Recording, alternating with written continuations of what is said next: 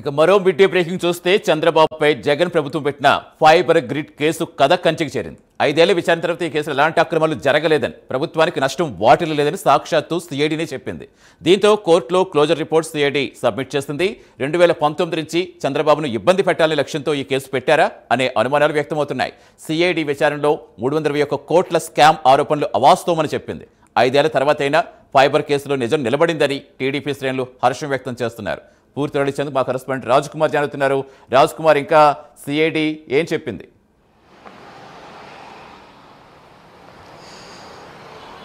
సతీష్, ప్రధానంగా చంద్రబాబుకి సంబంధించి కూడా ముఖ్యమంత్రి చంద్రబాబుకి సంబంధించినటువంటి ఏదైతే ఫైబర్ గ్రిడ్ కేసు వ్యవహారంలో గతంలో చంద్రబాబు పైన గత వైసీపీ హయాంలో పూర్తిగా కూడా ఫైబర్ నెట్లో అవినీతి జరిగింది అనేటువంటి కోణంలో ఆ కేసును ప్రధానంగా అప్పటి వైసీపీ ప్రభుత్వం కొంత వైసీపీకి అనుకూలంగా ఉన్నటువంటి నాయకులతోనూ అదేవిధంగా కొంత తప్పుడు ఆరోపణలతో ప్రధానంగా ఈ కేసు నమోదు చేశారని అప్పట్లోనే టీడీపీకి సంబంధించినటువంటి శ్రేణులు చాలా పెద్ద ఎత్తున ఇప్పటికే ఆరోపణలు చేశారు. అప్పటి నుంచి ఏదైతే ఎన్నికల సమయం వరకు కూడా ఆ కేసు ప్రధానంగా కూడా నడుస్తూ వచ్చింది. ఏదైతే ఇప్పుడు ఆ కేసుకు సంబంధించి కూడా ఒక కీలకమైనటువంటి అప్డేట్ వచ్చింది. ఇప్పటికే ఆ కేసుకు సంబంధించినటువంటి క్లోజర్ రిపోర్ట్ను సిఐడి ప్రధానంగా కూడా ఎలాంటి అవినీతి ఈ ఫైబర్ గ్రిడ్ వ్యవహారంలో చంద్రబాబు హయాంలో జరగలేదు, ఎలాంటి అవినీతి జరగలేదు, ఇందులో ఎలాంటి నిధుల మళ్లింపు కానీ కావాలని ఏదైనా కంపెనీలకు ఈ ఫైబర్ గ్రిడ్కి సంబంధించినటువంటి అప్పచెప్పడం కానీ ఏమీ కూడా జరగలేదని సిఐడి ప్రధానంగా తేల్చి చెప్పినటువంటి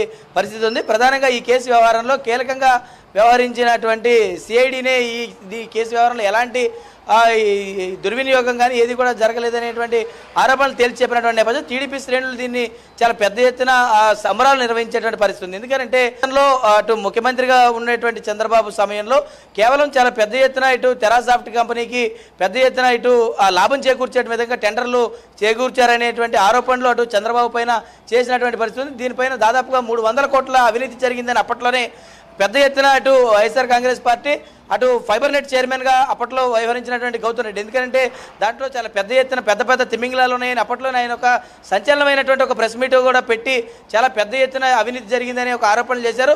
తెరాసాఫ్ట్ అనేటువంటి ఒక కంపెనీకి ముఖ్యమంత్రిగా ఉన్నటువంటి సమయంలో చంద్రబాబు లాభం చేకూర్చేటువంటి విధంగా ఈ పెట్టుబడులు అనేవి ఇవ్వటము, అదేవిధంగా వాటికి సంబంధించినటువంటి ఆ పెట్టుబడులు వచ్చేటువంటి విధంగా కంపెనీని తీసుకురావడము, ఆ కంపెనీకి లాభాలు చేకూర్చే విధంగా టెండర్లు ఇవ్వడము, ఇలాంటి ప్రక్రియ అంతా కూడా జరిగింది. కేవలం చంద్రబాబు లాభాపేక్షతోనే చేశారు. ఇదంతా కూడా తను అవినీతికి పాల్పడ్డారని అప్పట్లో సిఐడికి ఈ కేసుని నమోదు చేసింది. ప్రధానంగా ఈ కేసు ఇప్పుడు ఎలాంటి అవినీతి జరగలేదని ఒక క్లీన్ చిట్తో ఈరోజు క్లోజర్ కాపీని హైకోర్టులో ప్రధానంగా కూడా ప్రొడ్యూస్ చేసినటువంటి నేపథ్యంలో టీడీపీ శ్రేణులందరూ ఆనందోత్సవాలు వ్యక్తం చేస్తారు. ఎందుకంటే ఇన్ని రోజులు గడిచిన తర్వాత అయినా సరే చంద్రబాబు వ్యవహారంలో ఇప్పుడు నిజం నిగ్గు తేలిందనేటువంటి ఒక ఆనందంతో ఆ టీడీపీ శ్రేణులు ఉన్నారు. మరి ఇప్పుడు ఉన్నటువంటి నేపథ్యంలో గతంలోనే ఏదైతే ఇటు స్కిల్ డెవలప్మెంట్ కేసు వ్యవహారంలోనూ ఇటు ఫైబర్ నెట్ కేసు వ్యవహారంలోనూ అంగళ్ళ కేసులోనూ ఇంకా అనేక రకాలైనటువంటి కేసులు చంద్రబాబు పైన ఇబ్బందులు పెట్టేటువంటి రీతిలో గత వైసీపీ హయాం నుంచి కూడా పెట్టుకుంటూ వస్తున్నారు. కానీ ప్రస్తుతం ఈ కేసు వ్యవహారం అయితే మాత్రం దాదాపుగా ముగిసిపోయిన పరిస్థితి కనపడుతుంది. మరి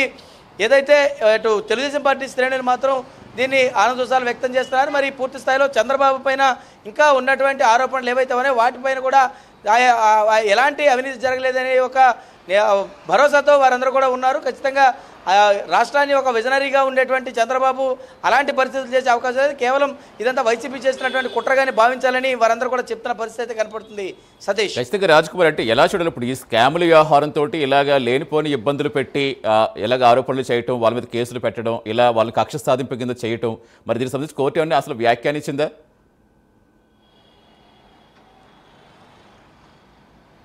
అంటే పూర్తిగా ఇలాంటి ఆరోపణలు ఏదైనా అంటే కేసు పెట్టేటువంటి సమయంలో ఆ కేసు వ్యవహారానికి సంబంధించి కొంత అప్పటి ప్రభుత్వం ఉంది కాబట్టి ఆ ప్రభుత్వంలో ఏదైనా జరిగింది అనేటువంటి ఒక అనుమానంతో పెట్టుండొచ్చు. కానీ ఖచ్చితంగా కనుక ఎలాంటి నిరాధారమైనటువంటి కేసులు కానీ లేదంటే ఆరోపణలు లేనటువంటి దానిపైన కోర్టు సమయం వృధా చేయొద్దు అనేటువంటి ఒక ఉద్దేశాన్ని కోర్టు కూడా అటు చెప్తూ ఉంటుంది. ఖచ్చితంగా ఈ విషయాలన్నిపైన అటు సిఐడితో పాటు అటు అప్పటి కేసు ఎవరైతే ఫైల్ చేసినటువంటి వ్యవహారం ఏదైతే ఉందో ఆ కేసు ఫైల్ చేసినటువంటి వారిని కూడా ఖచ్చితంగా మందలించే అవకాశం ఉంది. మరి ఈ నేపథ్యంలో కోర్టు మాత్రం ఈ సమయాన్ని వృధా చేసినందుకు మరి ఏమైనా చెప్పుకొస్తూ వస్తుందా, మరి అటు కేసు నమోదు చేసిన వారిపైన ఏమైనా చర్యలు ఉండే అవకాశం ఉందా ఏంటనేది కూడా కోర్టు ఇంకా సువిస్తరంగా చెప్పే అవకాశం ఉంది. అది క్లోజర్ కాపీ అయితే మాత్రం సబ్మిట్ చేయడం జరిగింది. ప్రస్తుతం ఈ కేసు వ్యవహారంలో చంద్రబాబు నిర్దోషిగా తేలి బయటకు వచ్చిన పరిస్థితి కనపడుతుంది. Satish. Right, thank you Raj Kumar.